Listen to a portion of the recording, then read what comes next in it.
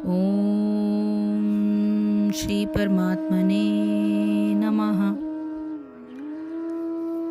समं काय शिरः ग्रीवं धारयन् अचलं स्थिरः समप्रेक्षयन् नासिका अग्रम स्वं दिशः च अनवलोकयन्। ये श्लोक संख्या 13 अध्याय 6 से है और श्लोक संख्या 13 और 14 दोनों साथ में इसकी व्याख्या की जाएगी। श्लोक संख्या 14 प्रशांत आत्मा विगत भी ब्रह्मचारी व्रते स्थितः मनः संयम्य मतः चित्तः युक्तः आसित मतः परः। श्लोक संख्या 13 समम यानी सीधा, काय यानी शरीर, शिरः यानी सिर, ग्रीवम यानी गर्दन को, धारयन रखते हुए, अचलम अचल, स्थिरः शांत, समप्रेक्षया देखकर, नासिका नाक के, अग्रम यानी अग्रभाग को, स्वम अपनी, दिशः सभी दिशाओं में, च यानी भी, अनावलोकयन न देखते हुए, प्रशांत अविचलित, आत्मा मनः विगत भी भय से रहित, ब्रह्मचारी व्रते ब्रह्मचार्य व्रत में स्थित मनः मन को संयम्य पूर्णतया दमित करके, मत यानी मुझ यानी कृष्ण में ही, चित्त यानी मन को केंद्रित करते हुए, युक्तः वास्तविक योगी, आसित यानी बैठे, मत मुझ में, परः यानी चरम लक्ष्य। योगाभ्यास करने वाले को चाहिए कि वो अपने शरीर, गर्दन तथा सिर को सीधा रखे और नाक के अगले सिरे पर दृष्टि लगाए। इस प्रकार वह अविचलित तथा दमित मन से, भय रहित विषयी जीवन से पूर्णतया मुक्त होकर अपने हृदय में मेरा चिंतन करे और मुझे ही अपना चरम लक्ष्य बनाए। जीवन का उद्देश्य क्या है? जीवन का उद्देश्य मात्र कृष्ण को जानना है और जो प्रत्येक जीव के हृदय में चतुर्भुज परमात्मा रूप में स्थित है।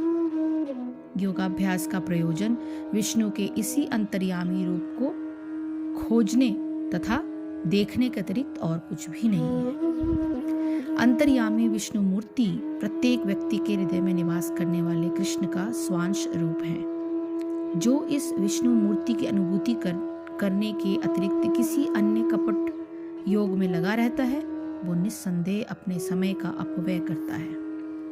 कृष्ण ही जीवन के परम लक्ष्य है और प्रत्येक हृदय में स्थित विष्णु मूर्ति ही योगाभ्यास का लक्षण है। हृदय के भीतर इस विष्णु मूर्ति की अनुभूति प्राप्त करने के लिए ब्रह्मचर्य व्रत अनिवार्य है। अतः मनुष्य को चाहिए कि घर छोड़ दे और किसी एकांत स्थान में बताई गई विधि से आसीन होकर रहे। घर छोड़ने से मतलब ये नहीं है कि आप कर्तव्य पालन को छोड़कर साधु सन्यासी बन जाएं। ना, जो लोग पारिवारिक जीवन में हैं, हम सभी पारिवारिक जीवन में, गृही जीवन में हैं और इसी में रहते हुए हमें घर छोड़ने से मतलब है मटीरियलिस्टिक चीजों का त्याग करना और मन को एकाग्र करना। आपके पास बहुत कुछ हो सकता है, बहुत कुछ है, पैसा है, घर है, गाड़ी है, सब कुछ है, लेकिन आपका मन कहाँ है? क्या आपका मन सिर्फ इन्हीं मटेरियलिस्टिक चीजों में रचा बसा है? तो वो कुछ दिन हर रोज बड़ा सुख प्राप्त करेगा। पहले साइकिल आई, थोड़े दिन साइकिल चलाने के बाद लगने लगा यार स्कूटर आना चाहिए। स्कूटर आया, फिर गाड़ी आई, फिर घर, फिर ऐसे करते करते हम जो कुछ भी आता जाता है वो ईश्वर की देन मान के, क्योंकि वो हम इस सांसारिक जिंदगी में हैं, हम 3D वर्ल्ड में हैं, तो वो सारी चीज़ें हमारे पास आ रही हैं। उनको लेते चलते हुए मन को कभी भी भ्रमित नहीं होने देना है। आपका मन एकाग्र चित्त होना है, दिन में कभी न कभी एक बार आपको कनेक्ट होना है, और खासकर इस कलयुग में जहाँ कृष्ण नाम बहुत ज़रूरी है। जो इस विष्णु मूर्ति की अनुभूति करने के अतिरिक्त किसी अन्य कपट योग में लगा रहता है, वो निस्संदेह अपने समय का दुरुपयोग करता है। कृष्ण ही जीवन के परम लक्ष्य है और प्रत्येक हृदय में स्थित विष्णु मूर्ति ही योगाभ्यास का लक्ष्य है। हृदय के भीतर इस विष्णु मूर्ति की अनुभूति प्राप्त करने के लिए ब्रह्मचर्य व्रत अनिवार्य है। अतः मनुष्य को चाहिए कि वो घर छोड़े, किसी एकांत स्थान में बताई गई विधि से आसीन होकर रहे। मतलब घर का कोई एक कोना जो पवित्र हो, साफ हो, उस पे आप बैठ के ध्यान लगाइए। नित्य प्रति घर में या अन्यत्र मैथुन भोग करते हुए और तथाकथित योग की कक्षा में जाने मात्र से कोई योगी नहीं हो जाता। उसे मन को संयमित करने का अभ्यास करना होता है और सभी प्रकार की इंद्रिय तृप्ति से, जिसमें मैथुन जीवन मुख्य है, बचना चाहिए। मतलब आपका फोकस सिर्फ मटेरियलिस्टिक चीज़ें या फिर सेक्सुअली अफेक्टेड चीज़ों में ही नहीं रमना चाहिए। आपका मन जो है, see these things are all, we are human beings, so it goes and comes, but it should not be only for these reasons.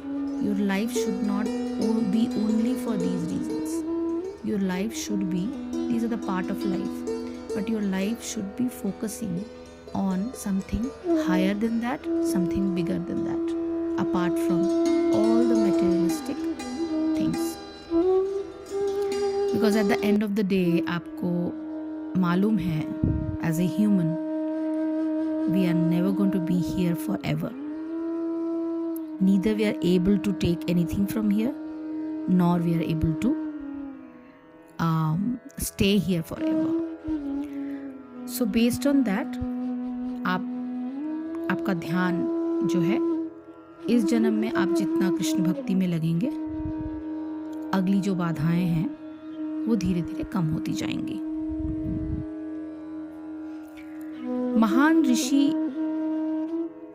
Yajnavalkya ने ब्रह्मचर्य के नियमों में बताया है कि कर्मणा मनसा वाचा सर्वावस्थासु सर्वदा सर्वत्र मैथुन त्यागो ब्रह्मचर्य प्रचक्षते।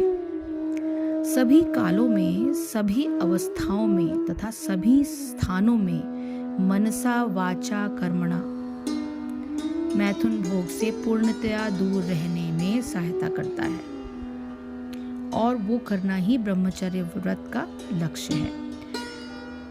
मैथुन में प्रवृत्त रहकर योगाभ्यास नहीं किया जा सकता, इसलिए बचपन से जब मैथुन का कोई ज्ञान भी नहीं होता, ब्रह्मचर्य की शिक्षा दी जाती है और 5 वर्ष की आयु में बच्चों को गुरुकुल भेज दिया जाता था, जहाँ गुरु उन्हें ब्रह्मचारी बनने के दृढ़ नियमों की शिक्षा देता है।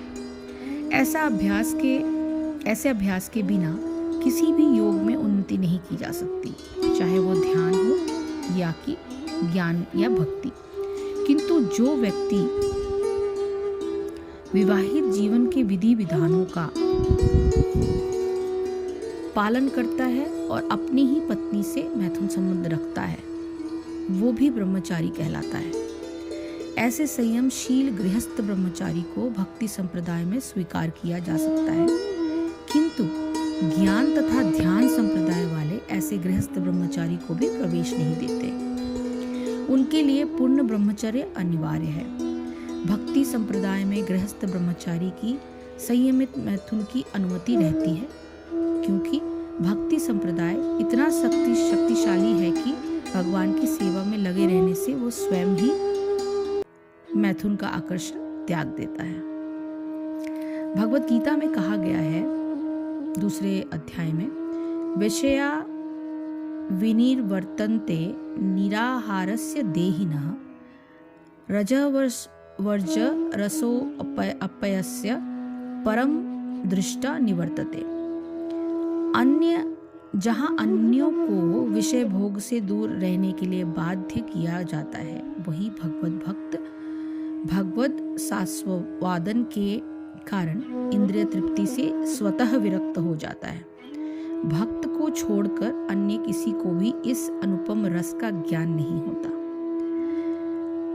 विगत भी पूर्ण कृष्ण भावना भावित हुए बिना मनुष्य निर्भय हो जाता है, निर्भय नहीं हो सकता, और बद्ध जीव अपनी विकृत स्मृति अथवा कृष्ण के साथ अपने शाश्वत संबंध की विस्मृति के कारण भयभीत रहता है। भागवत का कथन है, भयम द्वितीया भिनिवेशतः स्याद ईशात पेतस्य विपर्ययो अस्मृतिः। कृष्ण भावना भावित व्यक्ति ही योग का पूर्ण अभ्यास कर सकता है, और चूंकि योगाभ्यास का चरम लक्ष्य अंतःकरण में भगवान का दर्शन पाना है, अतः कृष्ण भावना भावित व्यक्ति पहले ही समस्त योगियों में श्रेष्ठ होता है। यहाँ पर वर्णित योग विधि के नियम तथाकथित लोकप्रिय योग समितियों से भिन्न है। तो 13वां जो है वो थोड़ा सा और समझाती हूँ। काया, सिर और ग्रीवा को सीधे और अचल धारण किए हुए तथा दिशाओं को न देखते हुए अपनी नासिका के अग्रभाग पर दृष्टि जमाकर हमें ये मेडिटेशन करना चाहिए। सो ध्यान योगी के शरीर की स्थिति कैसी होनी चाहिए जब when you are doing or when you are sitting for the meditation? That is what this shloka is all about. First is samam काय शिरो ग्रीवम धारयन। इस श्लोक में काय से तात्पर्य कमर से लेकर गले तक के भाग का है। यह भाग गला और सिर एक सीध में लंबवत होने चाहिए। इसमें किसी प्रकार का संदेह होने पर शरीर को थोड़ा आगे पीछे झुकाकर वो स्थिति आप निश्चय कर ले सकते हैं, जिसमें शरीर का सारा भार मेरुदंड के मूल पर टिक जाए, यानी बेस पर पूरा वेट आए, रूट चक्र उस पे बेस पर आए। ऐसा कर लेने पर शरीर हल्का और भार रहित सा प्रतीत होने लगता है तथा मन में भी आसानी से एकाग्रता आने लगती है। दूसरा,